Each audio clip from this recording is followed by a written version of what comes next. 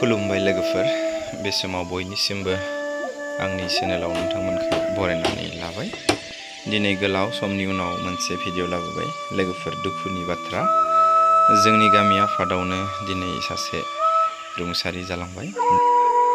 गोथै गारनायनि भिडिअखौनो नोंथांमोननो आङो दिनै लाबोबावबाय।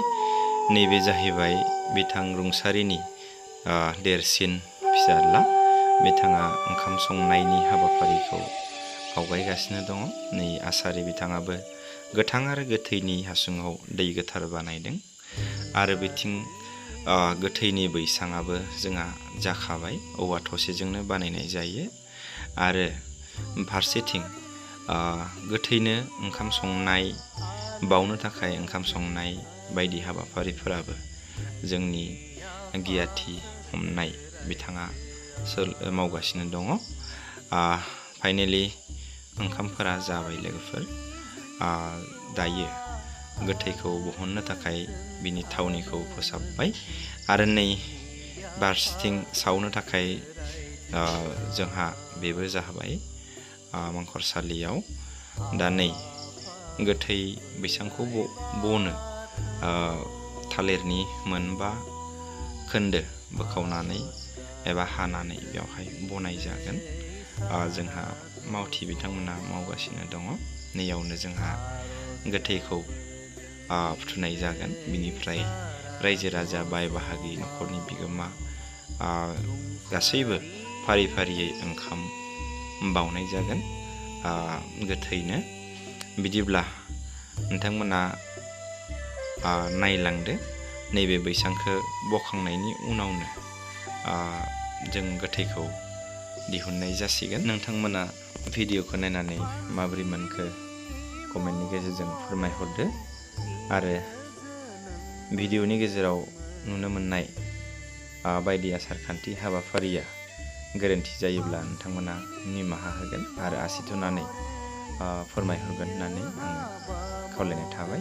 दायो गोथैखौ बरननाय जाबाय न' सिंनिफ्राय। बेनिफ्रायनो उननि हाबाफारिया जागासिगोन। नायलांदो।